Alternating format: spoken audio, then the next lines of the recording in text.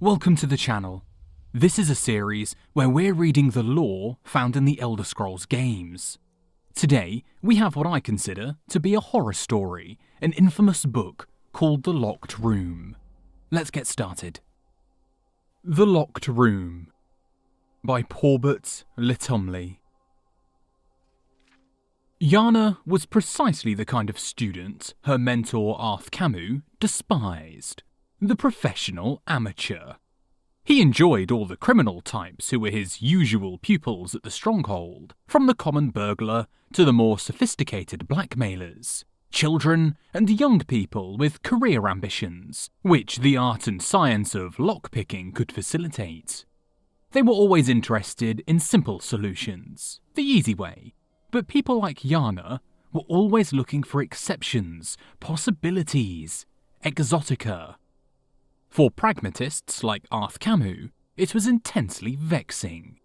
The Redguard maiden would spend hours in front of a lock, prodding at it with her wires and picks, flirting with the key pins and driver pins, exploring the hull with a sort of casual fascination that no delinquent possesses. Long after her fellow students had opened their test locks and moved on, Yana was still playing with hers.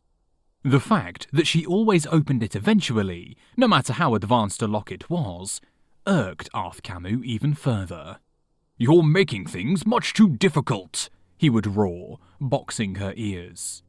"Speed is of the essence, not merely technical know-how. I swear that if I put the key to the lock right in front of you, you'd still never get around to opening it." Yana would bear Arth Camus' abuse philosophically. She had, after all, paid him in advance. Speed was doubtless an important factor for the picker, trying to get somewhere he wasn't supposed to go with the city guard on patrol behind him. But Yana knew it wouldn't apply to her.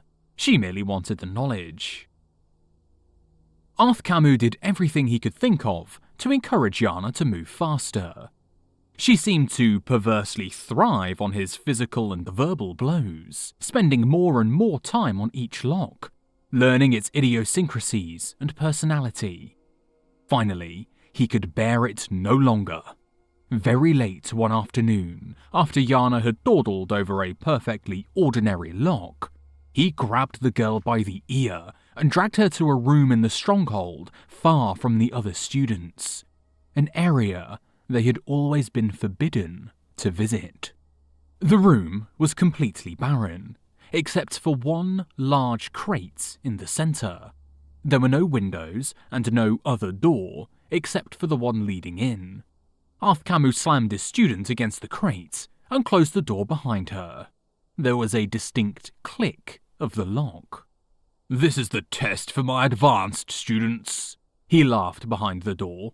"See if you can escape." Yana smiled and began her usual slow process of massaging the lock, gaining information. After a few minutes had gone by, she heard Arth Camus' voice again call out from behind the door. "Perhaps I should mention that this is a test of speed. You see that crate behind you? It contains a vampire ancient who has been locked in here for many months. It is absolutely ravenous.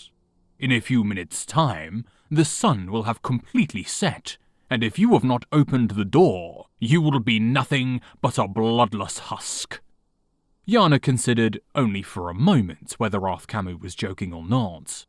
She knew he was an evil, horrible man, but to resort to murder to teach his pupil. The moment she heard a rustling in the crate, any doubts she had were erased. Ignoring all her usual explorations, she jammed her wire into the lock, thrust the pegs against the pressure plate, and shoved open the door. Arth Camus stood in the hallway beyond, laughing cruelly. "So, now you've learned the value of fast work." Yana fled from Arth Camus' stronghold, fighting back her tears. He was certain that she would never return to his tutelage, but he considered that he had taught her at last a very valuable lesson. When she did return the next morning, Arth Camus registered no surprise, but inside he was seething. "I'll be leaving shortly," she explained quietly. but I believe I've developed a new type of lock, and I'd be grateful if you'd give me your opinion of it." Arth Camus shrugged and asked her to present her design. "I was wondering if I might use the vampire room and install the lock. I think it would be better if I demonstrated it." Arth Camus was dubious, but the prospect of the tiresome girl leaving at last put him in an excellent and even indulgent mood. He agreed to give her access to the room. For all morning and most of the afternoon, she worked near the slumbering vampire, removing the old lock and adding her new prototype. Finally, she asked her old master to take a look.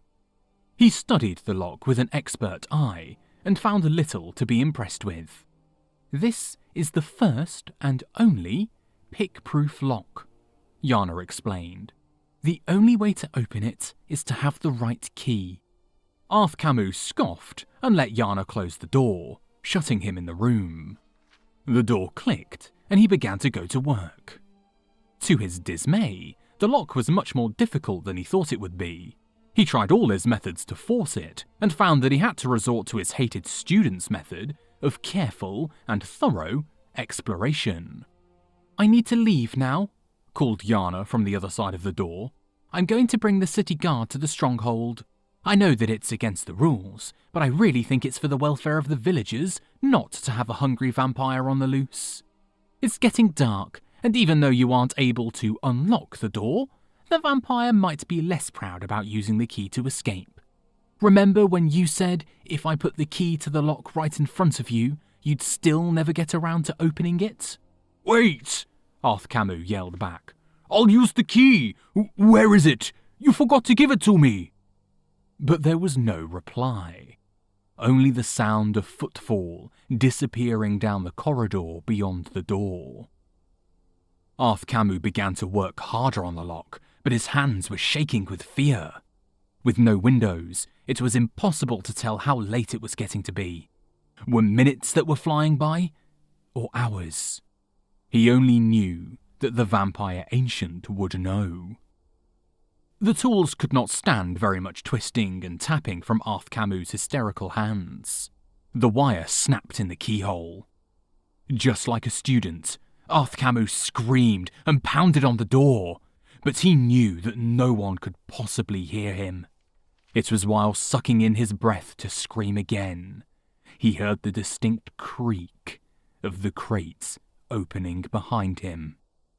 The vampire ancient regarded the master locksmith with insane, hungry eyes and flew at him in a frenzy. Before Arth Camus died, he saw it. On a chain that had been placed around the vampire's neck while it had been sleeping was a key. Thanks for listening. You can see why this is a fan favourite book. Not only does it give a boost to lockpicking in Skyrim, but the story is actually kind of terrifying. I've narrated a bunch of other in-game books already, feel free to check some out. If there's one you're hoping to hear in particular, drop me a comment and let me know. See you next time.